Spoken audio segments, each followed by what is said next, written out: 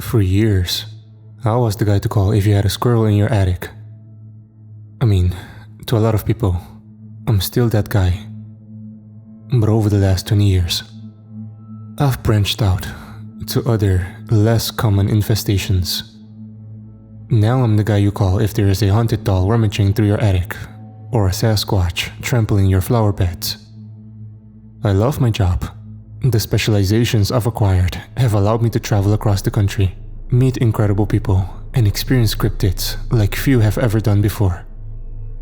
It doesn't hurt that the pay is great, but the stories are even better.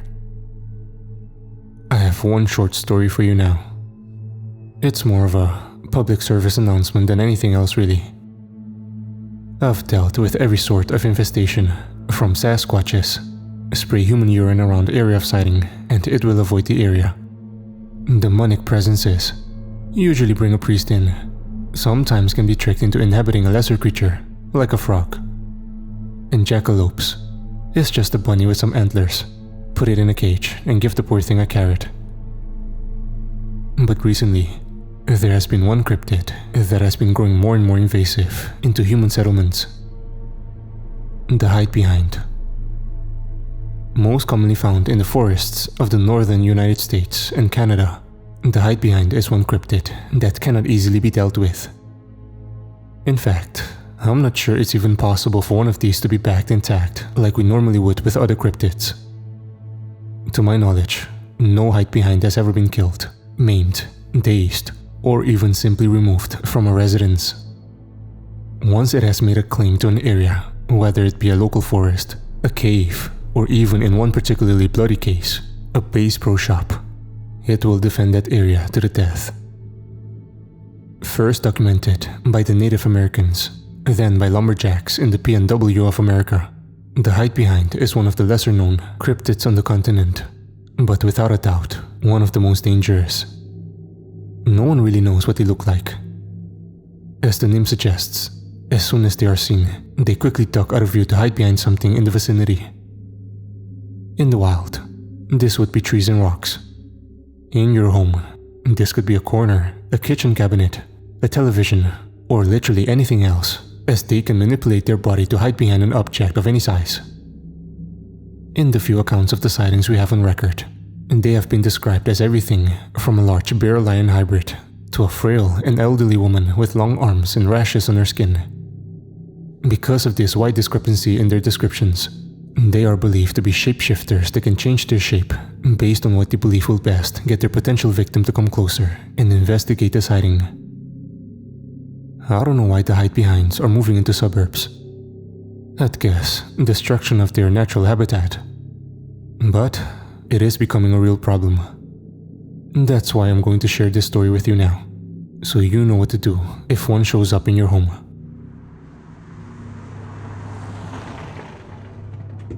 I pulled up to Tim's house around 12 p.m. on a Tuesday. He had called in to tell us there was a demonic entity in his house, and we needed to remove it ASAP. They always demand ASAP. Tim had nothing going on, but people are so much more demanding than they were 20 years ago. I took a quick look around the house, and it was pretty apparent there wasn't any sort of demon in his residence. Not only was there no reaction to the holy water and a Ouija board I had brought with me, but Tim also didn't have normal symptoms of a demonic haunting, bad dreams, sleep paralysis, or the witnessing of any telekinetic events. After further questioning, he described what he had seen in more detail. First, I was sitting right there on the couch, watching television, when I got the feeling I was being watched. I turned my attention to the screen door, and just for a second, I saw a bear looking in through the screen. But it wasn't a bear, you see. A bear would just keep staring at me or keep poking at the door. But this thing just ducked out of view as quick as can be, like it was trying to sneak up on me, and I had caught it in the act. It bothered me something awful, but I just grabbed my gun, set it on my lap, and kept on watching the TV. And eventually, that feeling like I was being watched just kinda melted off. It was all peaches and cream, until she showed up a few days later. The she Tim was referring to was a new human form that the hide behind was taking. I assume it was because of the lack of a reaction to the bear form it had previously shown itself as. Like I said earlier, the hide behind wants you to look for it, to come nearer. Like the anglerfish, it dangles something in front of you in an attempt to bring you closer. It's a lazy hunter. I was out in the garage in my workshop, and that feeling came over me again. That being watched feeling. I turned around, and I'm looking out the garage door, and I don't see nothing. But then out of nowhere, I see a lady's head and shoulder pop out from the corner of the garage. And the second she sees me eyeing her, she pops right back around the corner where she came from. Well, this time, I went looking around for her. I gave a wide berth around the corner, cause I lived in New York City for a year in the 70s. So, I've seen crazy people, and she looked crazy, and I didn't want her grabbing me. So, I gave a wide berth around that corner, and there wasn't no one there. I walked all around the house, and I didn't see anyone, not even footprints. Tell me that ain't demonic. It wasn't demonic. It was a hide behind, and I told the man as such. I told him living out here on the edge of town made him an easy target for it. I told him that there really isn't any way to get rid of him or scare them off. I told him he could try to leave his house for a year at minimum, and maybe, with luck, he would leave on its own. But the best bet would be for him to burn the place down and never come back. He didn't like that answer. My family lived in this house for 3 generations. I ain't leaving, and I sure as hell ain't burning nothing down. I'll tell you what I'm going to do. I'll keep my shotgun on me, and when I get that feeling again, I'll shoot it. Works for bears, and that's the meanest things around these parts. Don't see why it wouldn't work for this, what you call it? Hide behind?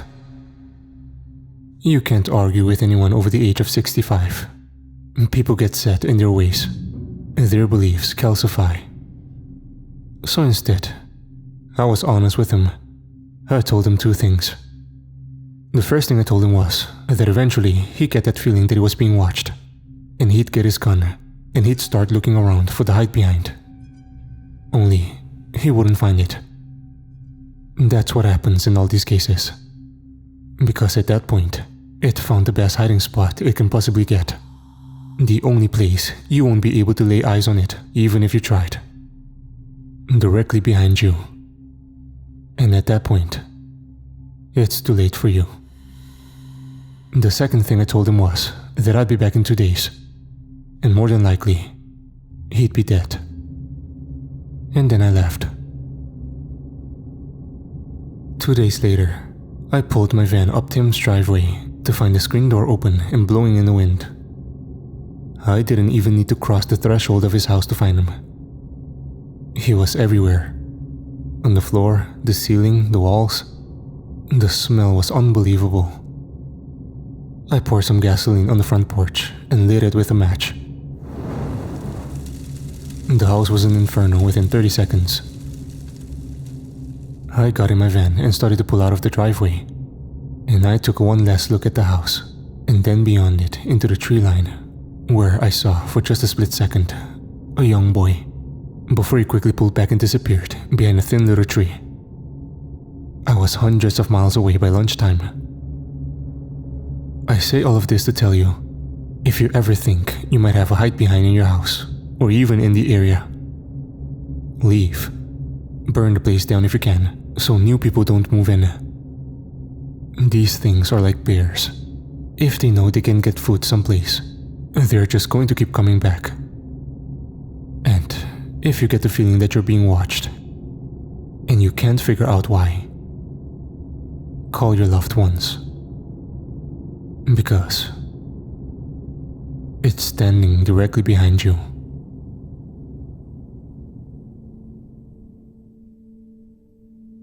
A few days ago, I posted a PSA on this website about what to do if you encounter a hide behind in your local area. Well, a few hours after that, I checked my inbox and had about 1 million questions from 250,000 people. What kind of van do you drive? 2003 Dodge Sprinter van with Rat Man spray painted on the side Will my body wash attract a succubus? No, but they are intensely attracted to frustrated virgins, so you may or may not have a problem there. Can I come along on one of your jobs? Absolutely not. I barely make it out alive myself half the time. But the most common question I received was, how'd you get your start in the business? Now, I'm a busy man, like I said in my last post. Halloween is right around the corner, and this is my peak season. Unless y'all want your toddler wandering up to a house where half the Halloween decorations aren't actually Halloween decorations, well then, you gotta let me work. So, in lieu of answering how'd you get your start in the biz to all y'all individually, I'll post the story of my first job here to nip any further asking of that question in the bud. In the year 2000, I was 22 years old and just starting out my life in the biz, as y'all have been putting it. Pulling snakes out of toilets and charging down skunks using a trash can lid as a shield against its spray. I loved the job. Wasn't any different than what I did as a kid growing up in Middle Georgia. Only now, I was getting paid for it. Money wasn't great, but small town living is cheap, and it kept a roof over my head and food on the table. Over time, and through word of mouth, my little business grew until I was the premier rat man in Taliaferro County. Granted, the county population was less than 2,000, so business wasn't exactly booming. But hey, I'm proud of it. One day, I'm in my truck. This was before the van, in a Taco Bell drive-thru, and I got a call on my cell. Unknown number. I answer. Taliaferro rat man. You need something? The voice on the other end was frantic, screaming about something stuck in his mudroom, but wouldn't give specifics. I could tell from the man's accent and his clear discomfort in the idea of an animal being in his house that he was a city folk. You know, a real-life Atlanta dandy. Some of those city folk had second homes on the nearby lakes, Oconee and Clarks Hill. But I was shocked when he told me his home was in Union County, nearly 130 miles away. I asked him how he got my number, and he told me that he had found one of my business cards on his kitchen table. I told him I would be there in 3 hours and hung up. Now, here's the fishy part. I didn't have any business cards. I still don't. But I still get calls. Sometimes people call me saying they found my card on the kitchen table, or in their pocket, or slipped under the windshield wiper of their car. One lady about 10 years ago said she got out of the shower, and my phone number was written right there on the fogged up bathroom mirror. The woman straight up thought I was the devil. Until I got that family of buckwitchies out of her basement. Got them jealous by talking loudly on the phone about how nicer and more expansive a nearby cave system was than this horrible basement. After that, she thought I could walk on water. Truth is, I don't know what is pushing business my way. I don't know why I was chosen to do the work I do. But that's the fact of the matter. I was chosen for it. Well, anywho, back to my first job. I pulled up to the client's house.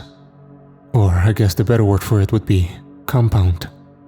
The property was completely surrounded by a 7-foot security fence that contained the main house, a small chicken run, a sauna, and a handful of small windowless buildings that dotted the forested property. After speaking to the owner via intercom, he remotely opened the gate and greeted me as I pulled up the driveway of the main house. He was a wiry, rat-faced, dead-eyed man who looked and smelled like he hadn't showered in days, maybe weeks. His greasy hair clung to a greasier forehead as he reached to open his hand towards me. Hello, we spoke on the phone. My name is Dave. His accent betraying him as a foreigner in these parts. Elmer, I replied. Not from around here, Dave? Oh. Dave's face dropped, as if he was upset that he had been so easily discovered as an outsider. Oh no, not from the south. This is a vacation house for the family and I.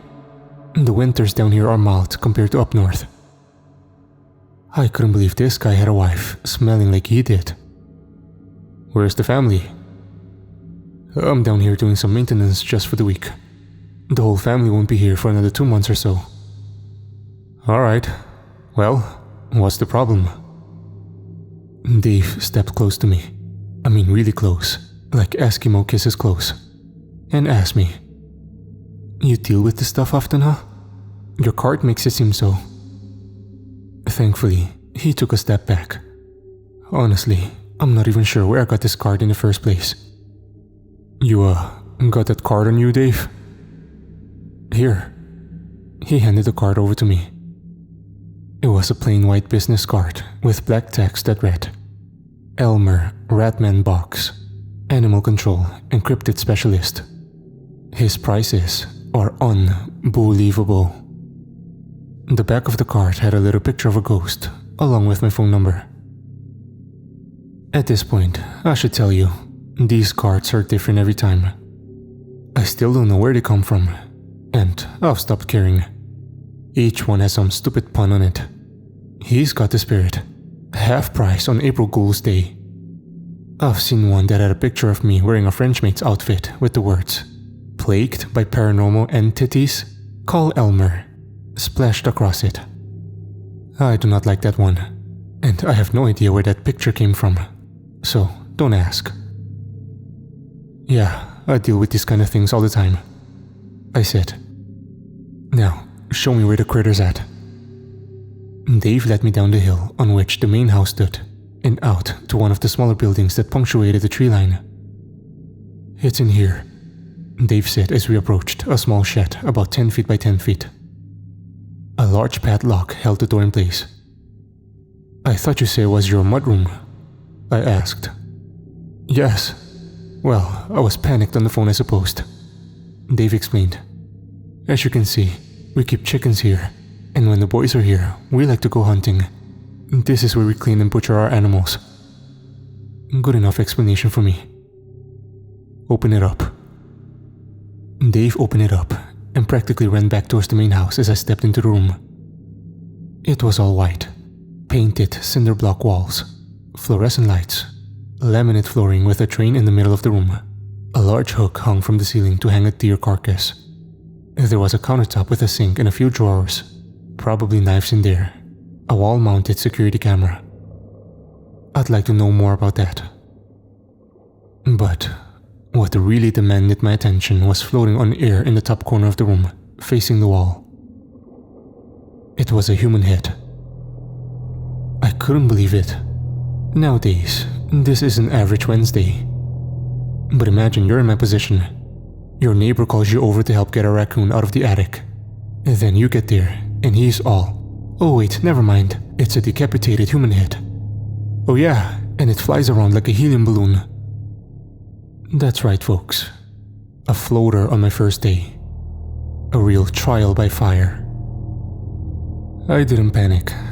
Not sure how, but I didn't. I took a step back slowly, but apparently not slow enough, as I watched the head turn to face me. It was a woman's head. Long black hair, eyes gouged out, black dried blood caked all over. And it had a tail, a few inches of spinal column sticking out the bottom. I stepped out of the shed and slammed the door before it did anything else. Dave called to me. I turned to see a smelly ass calling from an upstairs window of the main house. Fucker was just gonna leave me to die out here. "Can you get rid of it?" "Oh yeah, buddy. I can do that."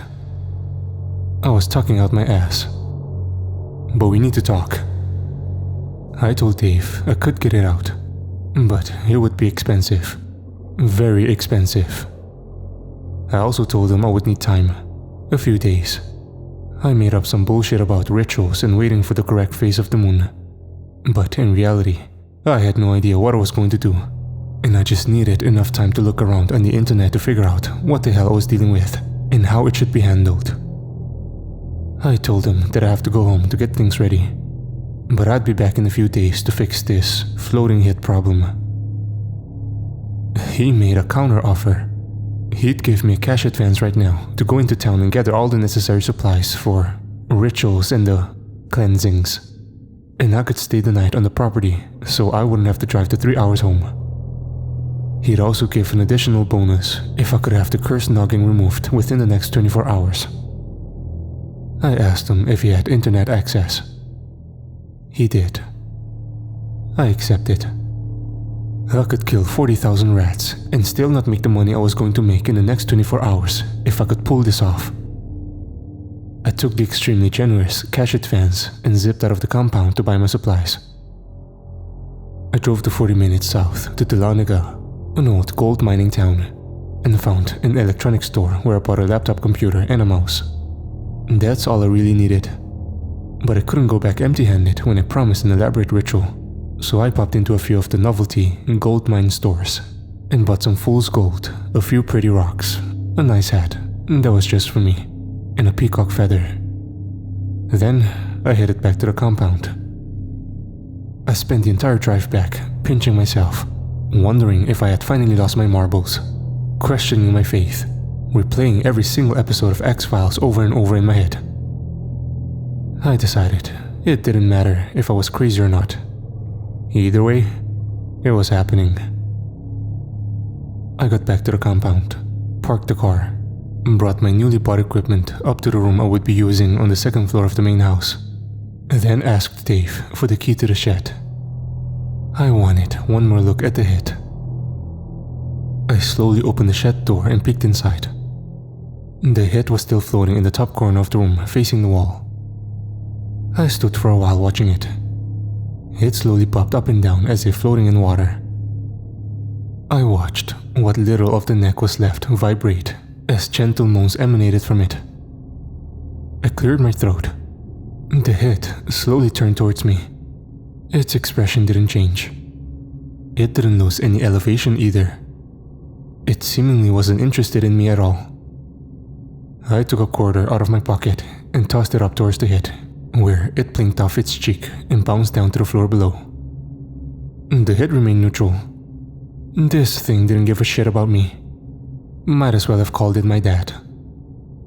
I left the shed, locked the door behind me, and headed up to my room to do some research. This was the hardest part when I started this gig. How do you tell the difference between a gnome and a leprechaun, a fairy and an elf, a wendigo and a skinwalker? What happens if you get it wrong? I'll tell you what happens. You get hurt, or you die. 6 years ago, I made the mistake of misidentifying a band of Nemmergar as Rocky Mountain Hill dwarfs, and I lost 2 fingers and bite-sized chunk of my ass. I've learned my lesson the hard way. Research, research, research. It's the name of the game. And this was a tough case to start with. Floating hits appear all over Native American folklore, especially in the Iroquois and Wyandot histories. But their hits were different. For one, they had wings and talons. The one I was dealing with floated. They're also like 6 feet tall, and this one was just your regular-sized everyday disembodied head that just so happened to take flight. There is also the behavior. The Iroquois version of the hit just kind of flew around and terrorized anyone who was unlucky to have stumbled across it, while the Mohawk histories say it's out for revenge against those who gave it an undignified death. But the big problem with oral histories is that they change. One day, someone can't remember something, so they throw their own wrinkle in there. It's like a centuries-long game of telephone that started with Jessica has great hair and ends with death metal hit eats babies. At least this hit didn't seem to mind my company. It wanted whatever was in the direction of that top corner of the shed it was entombed in, and I just couldn't for the life of me figure out what that was. I had a hunch, but nothing solid yet. I looked at the clock and realized it was nearly midnight, opened my door to head to the bathroom to piss and wash my face before bed, and ran directly into Dave, who had seemingly been standing right outside my bedroom door. "Big day tomorrow," he said. "Yes, sir. Big day." "Will you get it done?" "Does the Pope wear a funny hat?" "Amusing." He didn't smile. "I'm fixing to wash my face before bed, and we'll be out there bright and early tomorrow morning." "We?" Dave didn't seem happy to be included in that last sentence. "Yes, sir. I'll need your help with this ritual," I said back to him. Two-man job. This isn't what I'm paying you for, he sneered. Don't worry, you won't have to do nothing. Just need you in the room. I was talking out my ass again. Nothing too big, just need you holding a peacock feather is all. He exhaled from his nose sharply and stared at me with his dead black eyes for a few seconds more, before marching off. Good night. I was washing my face in the bathroom and realized I never picked up an extra toothbrush when I was in town. Now, I don't know about where you're from, but people I know always have an extra toothbrush laying around, especially people with families, like Dave said he had. So, I did a light snooping around through the drawers in the bathroom. And you know what I found? It wasn't a toothbrush. It was a loose panel on the base of the bathroom counter. I quietly pulled it back and found stuff inside. A hammer in a plastic bag. I opened the plastic bag and dumped the contents into my hand. Driver's licenses. 12 of them at least. All women. I fingered through them quickly, looking at the pictures, names and dates, when one of them caught my eye. Misty O'Connor. I recognized her immediately, because you never forget the face of the first flying decapitated head you see. You just don't. I don't make the rules. This fucking guy Dave. My hunch was right. The cameras, the multiple deer cleaning shacks, the 7-foot security wall. To protect you from what, Dave? The extremely high turkey population of Union County? No way, Jose. I knew what I was going to do. The next morning, Dave unlocked the shack and held it shut while I gave him instructions. He was going to stand off to the right side of the shed while I went into the room and tied a blindfold around the head. Once the head was blind, I would signal him to come in and he would place the peacock feather in the head's mouth. Then, I told him the head would disintegrate into a fireball and he could pay me the rest of the money. It was all bullshit, of course. But if brains was made of leather, old Davy could hardly saddle a June buck. I took over holding the door from Dave and motioned for him to walk off to the right side of the shed. I felt the pressure on the other side of the door relax as the head floated to the right, following its sense of where Dave was. I entered the shed and found the head floating at chest height, gnashing its teeth at the wall that protected Dave. Hey Misty. Shh, it's okay. I told the head in the same voice I use for dogs and cats, and sometimes lizards. I'm on your side. We're gonna get this son of a bitch.